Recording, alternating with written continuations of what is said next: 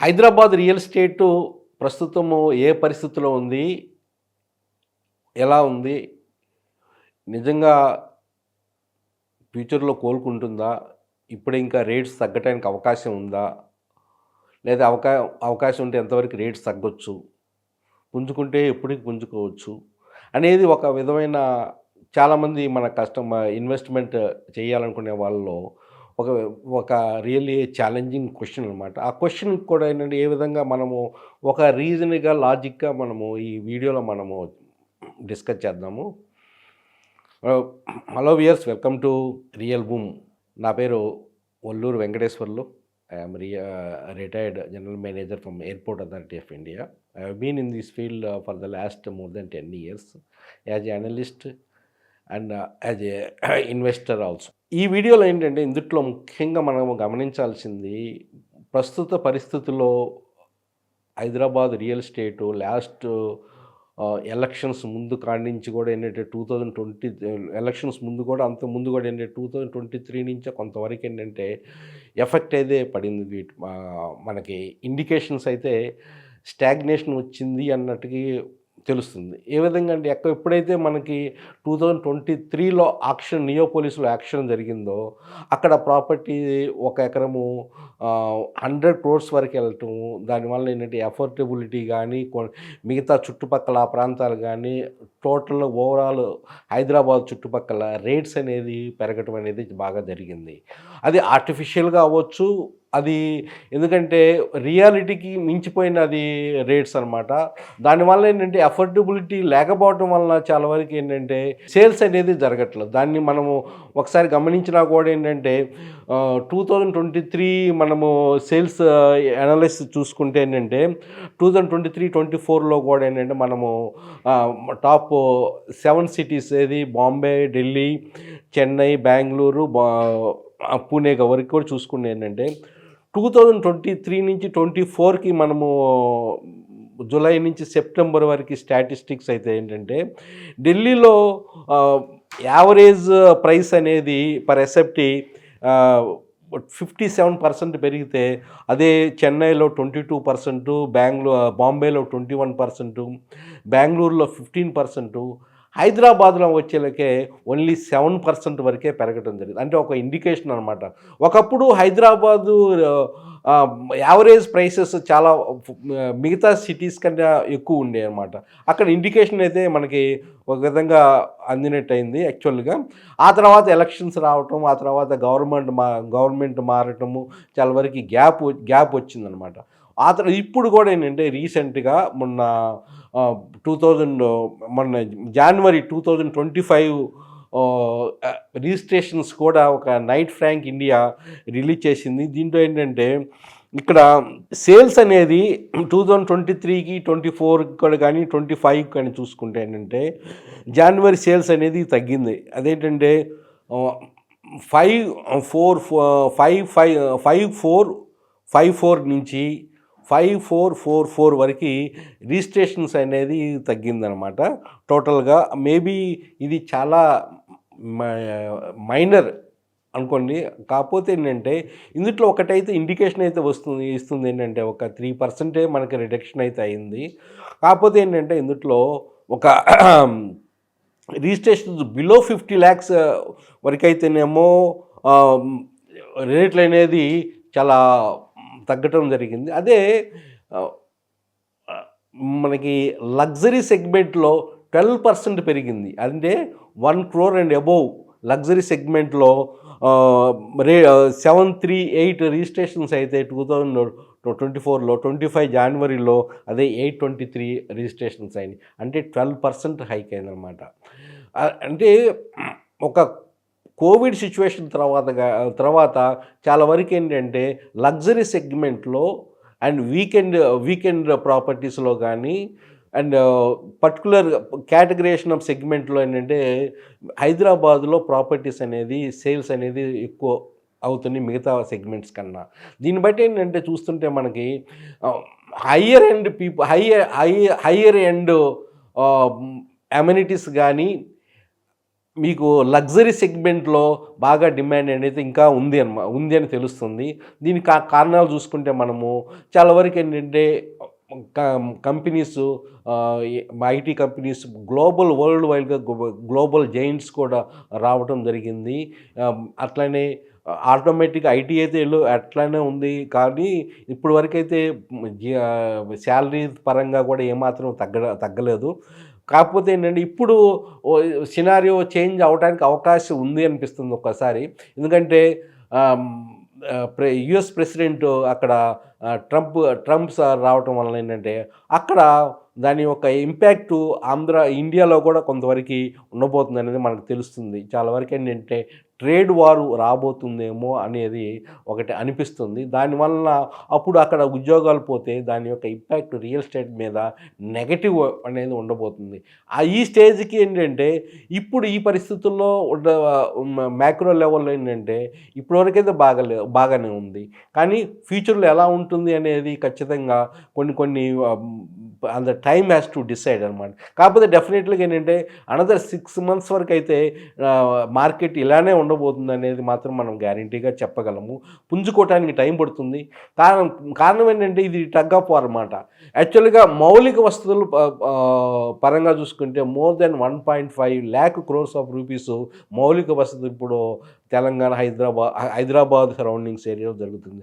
అటు regional ring road పరంగా కానీ, మూసీ సుందరీకరణ, రీజనిఫికేషన్ కానీ, గోదావరి వాటర్ని ఈ హైదరాబాద్‌కి తీసుకురావడం 2036 ఇయర్ దృష్టిలో పెట్టుకొని అప్పుడే తాగునీటి అవసరాల దృష్ట్యా 20 టీఎంసీ అనేది అవసరమైన పడుతుందనేది గ్రహించడం జరిగింది. ఎస్టిమేషన్ చేయటం జరిగింది. ఆ 20 టీఎంసీలో కూడా ఏంటంటే 5 టీఎంసీ మూసీ డైవర్ట్ చేయాలని, మిగతా 15 టీఎంసీ ఉస్మానాబాద్ కానీ, హిమాయత్ సాగర్ కానీ ఈ లేక్స్కి డైవర్ట్ చేసి వాటిని అనుగుణంగా మంచినీటికి సరఫరాకు వాడాలనేది ప్లానింగ్ అయితే ఉంది. అట్లనే రీజనల్ రింగ్ రోడ్డుకి కూడా ఏంటంటే ఒక మణిహారంగా భావించి ఒక బ్రాండెడ్గా హైదరాబాద్కి ఒక మంచి పేరు తీసుకురాగలిగిన ప్రాజెక్ట్ ఇది. ఈ రీజనల్ రింగ్ రోడ్ అందువల్ల ఏంటంటే స్టేట్ గవర్నమెంట్ కానీ, సెంట్రల్ గవర్నమెంట్ కానీ చాలా ఇంపార్టెన్స్ ఇస్తుంది. ఇది ఆల్మోస్ట్ 351 కిలోమీటర్ డిస్టెన్స్లో మనకి రాబోతుంది. సుమారుగా లెంత్ అనమాట అది యాక్చువల్గా. అంటే almost 40-50 kilometres from outer ring road అనమాట. అది నార్త్ పార్ట్ అయితే 161 కిలోమీటర్స్, అదే సౌత్ పార్ట్ అయితే 189 కిలోమీటర్స్ 0.5 అట్లాగా టోటల్ కలిగి 351 కిలోమీటర్స్ లో రాబోతుంది అన్నమాట. దానికి కావాల్సిన ఎస్టిమేషన్స్ కూడా ఏంటంటే ఆల్మోస్ట్ 25,000 crores ఆఫ్ రూపీస్. ఇంకోటి ఏంటంటే మంచి హైదరాబాద్ యొక్క రియల్ ఎస్టేట్ కానీ, మౌలిక వసతులు కానీ చాలా వరకు ఖర్చు చేయబోతున్నారు. రైల్వే పరంగా కూడా ఏంటంటే రీజనల్ రింగ్ రోడ్ చుట్టూ అవతల నియర్ అబౌట్ 5 కిలోమీటర్స్ ఆ డిస్టెన్స్లో కూడా ఏంటంటే రీజనల్ రింగ్ రైల్ అనేది రాబోతుందన్నమాట. రింగ్ రైల్ కూడా ఏంటంటే అది ఆ డిస్టెన్స్ కూడా మనం చూసుకుంటే 392 నుంచి 420 కిలోమీటర్స్ డిస్టెన్స్ ఉండబోతుందన్నమాట. ఆల్రెడీ 7 or 6 రైల్వే క్రాసింగ్స్ ఉన్నాయి. ఆల్రెడీ ఎస్టిమేషన్ వేశారు. Already DPR in the progress అనమాట. ఇది సెంట్రల్ రైల్వే మినిస్ట్రీ అన్నమాట. చూడండి ఏ విధంగా ఫాస్ట్గా ప్రోగ్రెస్ అవుతుందో మౌలిక వసతుల పరంగా చూసుకుంటే. అట్లనే మూసీది కూడా ఏంటంటే నియర్ అబౌట్ 5,863 crores ఆఫ్ రూపీస్లో దీన్ని ఎస్టిమేషన్ వేశారు. మూసీ సుందరీకరణ కూడా ఏంటంటే లండన్లో థేమ్స్ రివర్ ఎట్లా ఉందో ఆ విధంగా డెవలప్ చేయాలి. అంటే చుట్టుపక్కల మొత్తం వినోద కార్యక్రమాలు కానీ, ఫన్ సెంటర్స్ కానీ, సైక్లింగ్ ట్రాక్ కానీ, వాకింగ్ ట్రాక్స్, అట్లనే even IT towers also their planning అనమాట. అంటే transportation near about 56 kilometres heart of the city west నుంచి ఈస్ట్కి తీసుకెళ్తే నర్సింగ్ నుంచి ఇంకో ప్రాంతం ఉంది నాకు ఎగ్జాక్ట్గా ఇప్పుడు గోడెల్లి ఓడెల్లి ప్రాంతానికి తీసుకెళ్తున్నారా, ఈ ప్రాంతం వరకు డెవలప్ చేస్తే హార్ట్ ఆఫ్ ది సిటీ ఒక ట్రాన్స్పోర్టేషన్ కూడా ఏంటంటే ఎక్సలెంట్గా ఉండబోతుందని చెప్తానికి మనకి డెఫినెట్గా ఒక మంచి పేరు తీసుకురావడానికి గవర్నమెంట్ ఇది కంప్లీట్ అవుతానికి కూడా ఏంటంటే 2030 డిసెంబర్కి కూడా అది లాస్ట్ డేట్ అయితే ఫిక్స్ చేయటం జరిగిందనమాట. అట్లనే సిటీలో ఉన్న యొక్క ట్రాఫిక్ని కానీ సిటీలో ఉన్న డిఫరెంట్ ప్రాబ్లమ్స్ని కానీ సాల్వ్ చేయడానికి హెచ్సిటీ హై సిటీ అంటారు. Hyderabad information and innovation and transformative infrastructure అనమాట. హైదరాబాద్ ఇన్నోవేషన్ ట్రాన్స్ఫర్మేటివ్ ఇన్ఫ్రాస్ట్రక్చర్ అనమాట. ఆ విధంగా కూడా ఏంటంటే ఇన్సైడ్ కూడా ఏంటంటే నియర్ అబౌట్ 5,027 crores రూపీస్ కూడా దీనికి కూడా అలాట్మెంట్ చేయడం జరిగింది. దానిలో పార్ట్గానే డిఫరెంట్ ఫ్లైఓవర్స్, అండర్ పాస్లు కూడా రాబోతున్నాయి. అట్లనే కేబీఆర్ పార్క్ దగ్గర కూడా 6 జంక్షన్స్లో ఫ్లైఓవర్స్ కానీ అండర్ పాస్ కూడా రాబోతున్నాయి. Traffic is with in the ORR కూడా ప్లాన్ చేయడం జరిగింది. ఇంకోటి అద్భుతమైన 5th పాయింట్ ఏంటంటే 4th సిటీ. ఈ 4th సిటీనే స్మార్ట్ సిటీ అని కూడా అంటున్నారు, ముచ్చెర్ల సిటీ కూడా అంటున్నారు. అట్లనే ఈ సిటీ కూడా ఏంటంటే ఒక సమతుల్య వాతావరణంతో, ఆహ్లాదకరమైన వాతావరణంతో ఎక్కువ పర్యావరణాన్ని కాపాడుకుంటూ కాలుష్య రహితంగా గ్రీనరీ పెంచుకుంటూ ఉండే విధంగా ఒక అర్బన్ సెంటర్ని అక్కడ ప్లాన్డ్ సిటీగా తీసుకురాబోతున్నారు. రీసెంట్గా ఈరోజు కూడా ఒక న్యూస్ ఏంటంటే ఆ ఏరియా సుమారుగా 812 స్క్వేర్ కిలోమీటర్స్ మేర ఉండబోతుంది అనేది చెప్తున్నారు. చూడండి, ఒక అద్భుతమైన అంటే సౌత్ ఈస్ట్, అదే between the Srisailam highway and Nagarjuna Sagar highway మధ్యలో ఇది రాబోతుంది. ఆల్రెడీ అంతకుముందు ఉన్న government near about 15,000 acres of the land acquire చేశారు. కొంత గవర్నమెంట్ ల్యాండ్ కూడా ఉంది, కొంత రైతుల దగ్గర నుంచి ఎక్వైర్ చేయాలి. అనదర్ ఇంకా 15,000 కూడా ఎక్వైర్ చేయాలి. లేక కొన్ని కుర్మిద్దా దగ్గర కానీ, కొన్ని ఇబ్రహీంపట్నం దగ్గర కానీ కొన్ని అడవి ప్రాంతం అవుతుంది, దాంట్లో కూడా కొంత ల్యాండ్ ఇందులో తీసుకొని డెవలప్ పూర్తిగా చేయాలి. ఒక అద్భుతమైన ఒక స్మార్ట్ సిటీని, ఒక ఎకో సిస్టమ్ ఉన్న గ్రీన్ సిటీని డెవలప్ చేయాలనేది ఒక ప్లానింగ్ అయితే జరుగుతుంది. ఇది ఇంకా ఇంకోటి ఏంటంటే రీజనల్ రింగ్ రోడ్ కూడా రాబోతుంది. రీజనల్ హెచ్ఎండి లిమిట్స్ కూడా ఏంటంటే రీజనల్ రింగ్ రోడ్ వరకు అంతకుముందు అన్నారు, అంటే రీజనల్ రింగ్ రోడ్ వరకు ఇప్పుడు ఏంటంటే 7,572 స్క్వేర్ కిలోమీటర్స్ అయితే రీజనల్ రింగ్ రోడ్ వరకు అంటే నియర్ అబౌట్ 10,500 ఎంతో రాబోతుంది. దానికి రీజనల్ రింగ్ రోడ్ కూడా దాటి హెచ్ఎండి లిమిట్స్ని పెంచాలి. నియర్ అబౌట్ 14,000 స్క్వేర్ కిలోమీటర్స్ మేర ఈ ఏరియాని పెంచాలి అనేది ఉంటుంది. దానివల్ల ఏంటంటే రియల్ ఎస్టేట్ మీద ఇంపాక్ట్ అనేది డెఫినెట్గా అద్భుతంగా రాబోతుంది. మోర్ దాన్ 60 రేడియల్ రోడ్స్, ఎక్కడెక్కడ radial roads between the ORR and regional ring road కూడా ప్లాన్ చేస్తున్నారు. అంటే మౌలిక సదుపాయాలు అద్భుతంగా, ఎక్కడైతే మౌలిక సదుపాయాలు ఉంటాయో అక్కడ రహదారులు బాగా డెవలప్ చేస్తారు. కావాల్సిన రూట్స్, ఎయిర్పోర్ట్కి కనెక్టివిటీ పెంచడం కానీ, వాటర్ కానీ అన్ని విధాల సౌకర్యాలు ఏర్పరుస్తారు. అంటే ఒక పరిశ్రమలకి కావాల్సిన ఏర్పాట్లు, పరిశ్రమలకి వాటర్ కానీ, ఎలక్ట్రిసిటీ కానీ, లొకేషన్స్ కానీ అన్ని సదుపాయాలతో ఉన్న లొకేషన్స్ ఎస్టాబ్లిష్ చేయటం వల్ల ఏంటంటే ఇండస్ట్రీస్ రావడం జరుగుతుంది. ఎప్పుడైతే ఇండస్ట్రీస్ వస్తాయో ఎంప్లాయ్మెంట్ రావడం జరుగుతుంది. ఎప్పుడైతే ఎంప్లాయ్మెంట్ వస్తుందో ఆటోమేటిక్గా ఏంటంటే డిమాండ్ ఫర్ రియల్ ఎస్టేట్ అనేది పెరగబోతుంది. అంటే ఇది మ్యాక్రో లెవెల్ నేను చెప్పింది అన్నమాట. కానీ టెంపరీ షార్ట్ పీరియడ్లో మాత్రము హైదరాబాద్ రియల్ ఎస్టేట్ అనేది కొంత టైం పట్టవచ్చు పికప్ అవుతాను, ఇది చేస్తుందన్నమాట. అట్లనే మనం ఆల్రెడీ చూసాము ఇంతకుముందు కూడా ఏంటంటే ఇండియా ఓవరాల్ ఎకానమీ పరంగా కూడా చూసుకున్నా కానీ అంటే రియల్ ఎస్టేట్ అంటే one of the second major contributor for the ఆర్థిక వ్యవస్థ. ఇండియా కంట్రీ యొక్క ఆర్థిక వ్యవస్థ అయినా కానీ దానిపైన ఆధారపడుతుంది. ఇప్పుడున్న రియల్ ఎస్టేట్లో ఏంటంటే ఇండియాది $482 బిలియన్ ఉంటే 2030కి దీన్ని $1 ట్రిలియన్ అవ్వబోతుందని ఎస్టిమేషన్ అయితే ఉంది. అట్లానే 2036కి $1.5 ట్రిలియన్ యూఎస్ డాలర్స్ ఏది రియల్ ఎస్టేట్ పరంగా ఉండబోతుంది అనేది మనకు తెలుస్తుంది.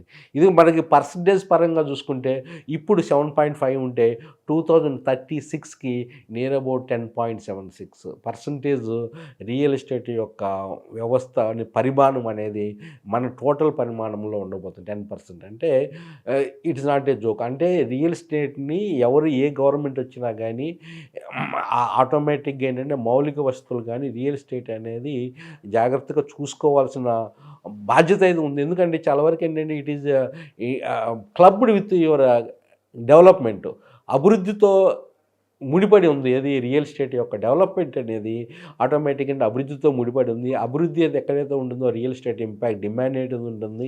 ఎక్కడైతే రియల్ ఎస్టేట్ డిమాండ్ కూడా ఉంటుందో గవర్నమెంట్ కూడా ఒక ట్యాక్స్ పరంగా కానీ ఎక్కడైనా ఎక్స్పెండిచర్ కానీ జిఎస్టీ కానీ అన్ని విధాలు చాలా వరకు అది ఇన్కమ్ అనేది ఉండబోతుంది అనమాట. అట్లనే ఇప్పుడు రేట్స్ వచ్చేలేక కూడా ఏంటంటే అందుకనే మీకు చుట్టుపక్కల రేట్స్ ఆటోమేటిక్గా ఇప్పుడు గుడ్ బార్గెయిన్ రేట్స్ ఉన్నాయి. ఒక 2-3 ప్లేసెస్ మనం తీసుకుంటే అవుటర్ రింగ్ రోడ్డుకి పరంగా చూసుకుంటే ఏంటంటే అంతకుముందు ఎగ్జిట్ నెంబర్ 10 తారామతి ఉంది. అక్కడ అంతకుముందు నేను ఒకసారి చెప్పినప్పుడు ఏంటంటే 15,000 పర్ స్క్వేర్ యార్డ్ ఉన్నదల్లా ఇప్పుడు ఇంకా కొంచెం పెరిగింది. 20 పైన వచ్చేసింది. ఇప్పుడు కూడా 25,000 పర్ స్క్వేర్ యార్డ్ వరకు అక్కడ ఇప్పుడు తీసుకున్నా కానీ మంచి రిటర్న్స్ రావడానికి అవకాశం ఉంది. అట్లానే ఇంకొక అద్భుతమైన లొకేషను నేను చూసింది వితిన్ ద ఓఆర్ఆర్లో కూడా ఏంటంటే అమీన్పూర్ ఎందుకు చెప్తున్నానంటే అమీన్పూర్కి ఇప్పుడు వరకు ఏంటంటే దానికి ఒక నెగ్లెక్టెడ్ డార్క్ హార్స్ అని చెప్పుకోవచ్చు. It is good going to be hot spot. మీరు చూసుకోండి వితిన్ 3 ఇయర్స్లో అక్కడ ఉన్న రేట్స్ డబుల్ అవడానికి అవకాశం ఉంది. రాసి పెట్టుకోండి డెఫినెట్గా. కారణం ఏంటంటే అక్కడ ఇన్ఫ్రాస్ట్రక్చర్ ఇప్పుడు డెవలప్ అవుతుంది. ఇప్పుడు ఆటోమేటిక్గా ఏంటంటే బిహెచ్ఎల్ దగ్గర flyover near about 1.5 kilometres flyover short within 2-3 మంత్స్లో కంప్లీట్ అవబోతుంది. అట్లనే చందానగర్ నుంచి అమీన్పూర్ వరకు ఉన్న రోడ్డు 150 ఫీట్ రోడ్డు వితిన్ 6 మంత్స్లో అది కూడా కంప్లీట్ అవ్వబోతుంది. అంటే ఇన్ఫ్రాస్ట్రక్చర్ కంప్లీట్ అవ్వబోతుంది. ఇంకొకటి ఏంటంటే ఈ అఫోర్డబిలిటీ వచ్చేలేక కొండాపూరు, గచ్చిబౌలి ఈ ప్రాంతాలంతా ఇప్పుడు అఫోర్డబిలిటీగా లేదు. ఎందుకంటే ఆ ప్రాంతాల్లో more than 9,000 per square yard ఉందన్నమాట ఆ ప్రాంతం. ఏది ఇప్పుడు మీకు కొండాపూర్లో కూడా ఆల్మోస్ట్ 8,000 9,000 ఆ ప్రాంతంలో ఉంది. అంటే ఒక రీచబిలిటీ అనేది ఎక్కడైతే రేట్స్ పెరుగుతాయో కొంచెం దూరంకి వచ్చినా కానీ మంచి ప్లేసులు అంటే కనెక్టివిటీ పెరుగుతుంది. ఏది బిహెచ్ఎల్ ఫ్లైఓవర్ కంప్లీట్ అయిన తర్వాత 150 ఫీట్ రోడ్డు కంప్లీట్ అయింది. వితిన్ 6 మంత్స్లో ఈ 2 కంప్లీట్ అవుతాయి. అది మాత్రం గ్యారంటీ. ఇంకొకటి ఏంటంటే అమీన్పూర్కి ఇంకోటి మెయిన్ ఇంపార్టెన్స్ కానీ ఒక విధంగా ఇంట్రెస్టింగ్ పాయింట్ ఏంటంటే అక్కడ అమీన్పూర్ లేక్ ఉందండి. అక్కడ more than it is 400 acres of the lake. కానీ ఇప్పుడు 95 సుమారుగా ఉండొచ్చు. ఇప్పుడు 95 ఏకర్స్ ఆఫ్ ది లేక్. ఈ 95 ఏకర్స్ ఆఫ్ ది లేక్ చాలా అద్భుతంగా ఉంది. ప్రస్తుతం కూడా కాలుష్యం లేని లేకు. అక్కడ బయోడైవర్సిటీ, అందుకనే సెంట్రల్ గవర్నమెంట్ దీన్ని బయోడైవర్సిటీ లేక్గా ఒక హెరిటేజ్ సెంటర్గా కూడా డిక్లేర్ చేయడం జరిగింది. అంతకుముందున్న ప్రీవియస్ గవర్నమెంట్ కూడా ఏంటంటే ఈ లేక్ని మినీ ట్యాంక్ బండ్గా కూడా డెవలప్ చేయాలి అనేది ఒక సంకల్పం అయితే కట్టుకున్నారు. ఆటోమేటిక్గా ఏంటంటే ఇప్పుడు కూడా ఏంటంటే అక్కడ కనెక్టివిటీ చూసుకుంటే ఎక్కడైతే మీకు అమీన్పూర్ లేక్ నుంచి డిస్టెన్స్ పరంగా చూసుకుంటే అక్కడ ఎందుకు ఫ్యూచర్లో మంచిగా ఎక్కడైతే ఇప్పుడున్న పెట్టుబడులు డెఫినెట్గా డబుల్ అవుతానికి వితిన్ 3 ఇయర్స్లో అవకాశం. ఎందుకంటే అక్కడ ఓఆర్ఆర్ ఎగ్జిట్ నెంబర్ 4 అదే సుల్తాన్పూర్ ఓన్లీ 7 కిలోమీటర్స్ అండి. అట్లానే 4A near about 9 kilometres Mallampet, అదే బాచుపల్లి కూడా 6 to 7 కిలోమీటర్స్. అక్కడ ఇంకోటి 2031 మ్యాప్ ప్రకారము ఏది ఇక్కడ లేక్ దగ్గర నుంచి అప్ టు మియాపూర్ హెచ్ఎండి కాలనీలో స్వర్ణపూర్ కాలనీకి కూడా ఒక 100 ఫీట్ రోడ్డు రాబోతుంది. అట్లానే లేక్ దగ్గర నుంచి కూడా ఏంటంటే దీనికి వెనక వైపు 150 ఫీట్ రోడ్డు కలుపుతూ ఇంకో 100 ఫీట్ కూడా రాబోతుంది. ఇవన్నీ ఏంటంటే డెవలప్మెంట్స్ అన్నమాట. ఈ డెవలప్మెంట్స్ డెఫినెట్గా రాబోతున్నాయి. ఇంకోటి వెరీ ఇంపార్టెంట్ పాయింట్ ఏంటంటే ఇక్కడ మియాపూర్ మెట్రోని పటాన్ చెరువు వరకు ఎక్స్టెండ్ చేయబోతున్నారు. అందుట్లో ఇప్పుడు ఆల్మోస్ట్ 13 కిలోమీటర్స్ ఉంది. 10 స్టేషన్స్ రాబోతున్నాయి అన్నమాట. ఇప్పుడు అమీన్పూర్ లేక్ కూడా సుమారుగా ఒక 3 కిలోమీటర్స్ డిస్టెన్స్లో ఏది సుమారుగా అశోక్ నగర్ ఒక రైల్వే స్టేషన్ రాబోతుంది, మెట్రో రైల్వే స్టేషన్.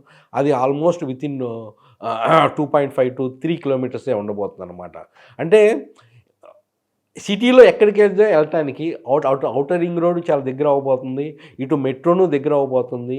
అక్కడ కనెక్టివిటీ ఈ రోడ్స్ అన్నీ వచ్చేస్తే ఈ ఫైనాన్షియల్ డిస్ట్రిక్ట్కి కానీ ఇటు గచ్చిబౌలికి కానీ వితిన్ 20 మినిట్స్లో వెళ్ళిపోవచ్చు. ఇప్పుడు కొండాపూర్ కూడా ఏంటంటే 15 మినిట్స్లో వెళ్ళిపోవచ్చు. అంటే ఇవన్నీ ఎంప్లాయ్మెంట్ జోన్స్ అనమాట. ఏది మీకు గచ్చిబౌలి కానీ హైటెక్ మాదాపూర్ కానీ కొండాపూర్ ఏరియా ఆల్మోస్ట్ రెసిడెన్షియల్ వచ్చింది. ఇక్కడ ఫైనాన్షియల్ డిస్ట్రిక్ట్ కానీ ఇవన్నీ ఎంప్లాయ్మెంట్ జోన్ వలన కొంచెం దూరం వచ్చి ఇది అద్భుతంగా ఉండబోతున్నాం అంటే తక్కువ రేటుకి.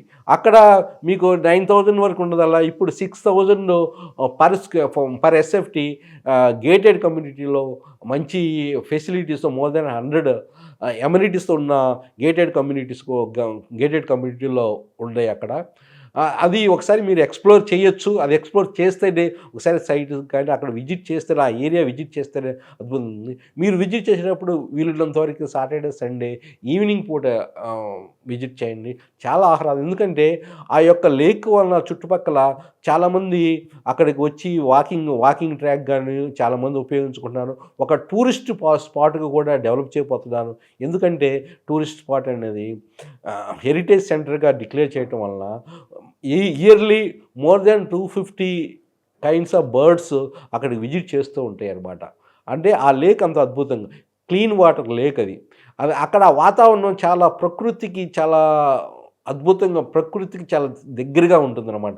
పొల్యూషన్ లేదు, నాయిస్ పొల్యూషన్ కానీ అటు వాటర్ పొల్యూషన్ కానీ ఎయిర్ పొల్యూషన్ కానీ లేని ప్రాంతం అనమాట. అంటే ఆ చుట్టుపక్కల ఎక్కడ కంపెనీస్ లేకపోవడం వలన అంటే ప్రశాంతమైన వాతావరణం, ప్రకృతికి దగ్గరగా ఉన్న ఏరియా, కానీ అన్ని మోడర్న్ ఫెసిలిటీస్ ఉన్న ఏరియా కాబోతుంది. అన్ని కనెక్టివిటీ పరంగా కూడా చాలా అద్భుతంగా రాణించబోతుంది. కాబట్టి ఆ ఏరియాని మీరు ఒకసారి ఎక్స్ప్లోర్ చేయండి. అట్లనే తారామతిపేట, ఇంకోటి ఏంటంటే పెదగోల్కొండ ఎగ్జిట్ నెంబర్ 15, అక్కడ కూడా ఏంటంటే చాలా అద్భుతంగా ఉంటుంది. ఈరోజు కూడా ఏంటంటే 25,000 ఆ ప్రాంతంలో కూడా ఏంటంటే పర్ స్క్వేర్ యార్డ్ మీకు ల్యాండ్స్ దొరుకుతున్నాయి. అక్కడ ఇప్పుడు కొనిపెట్టుకున్నా కానీ 200 స్క్వేర్ 50 lakhsలో వస్తుంది.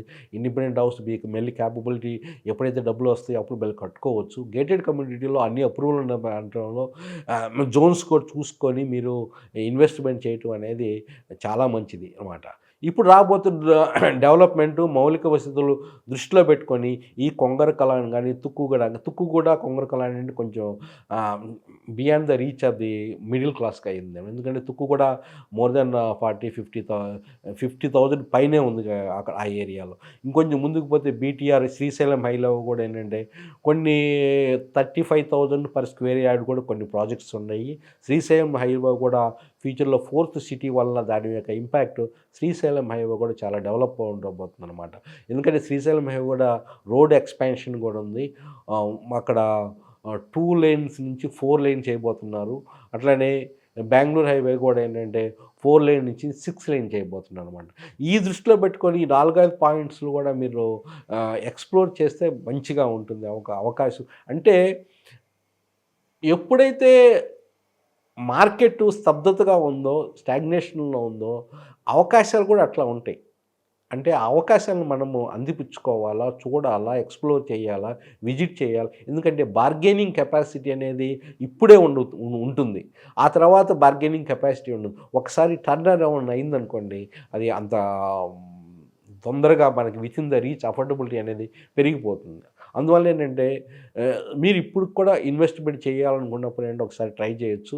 ఒకసారి ట్రై చేయండి. ఎందుకంటే అంటే రియల్ ఎస్టేట్ అనేది ఎగ్జాక్ట్గా ఇప్పుడు ఎట్లా ఉందో రేపు ఎట్లా ఉందో ఎగ్జాక్ట్గా చెప్పలేము. కానీ చాలా వరకు మ్యాక్రో లెవెల్లో it is very good. Micro లెవెల్‌లో టెంపరరీ షార్ట్ టర్మ్‌లో అంత బాగలేదు. అది డెఫినెట్‌గా మనం చూడాల్సిందేను. ఈవెన్ ఫిబ్రవరి సేల్స్ కూడా కొంచెం తగ్గొచ్చేమో చెప్పలేము. కానీ ఓవరాల్‌గా లాంగ్ టర్మ్ పాయింట్ ఆఫ్ వ్యూలో హైదరాబాద్ రియల్ ఎస్టేట్‌కి ఏమాత్రం డోకా మాత్రం ఉండదండి. ఏదైనా ఇటువంటి మీకేదైనా డౌట్స్ ఉన్నా గానీ నా నంబర్‌కి ఫోన్ చేసినా, వాట్సాప్ చేసినా గానీ నేను డెఫినెట్‌లీ క్లియర్ చేస్తాను. నా పేరు Valluru Venkateswarlu. My phone number is 8121748850. Thank you.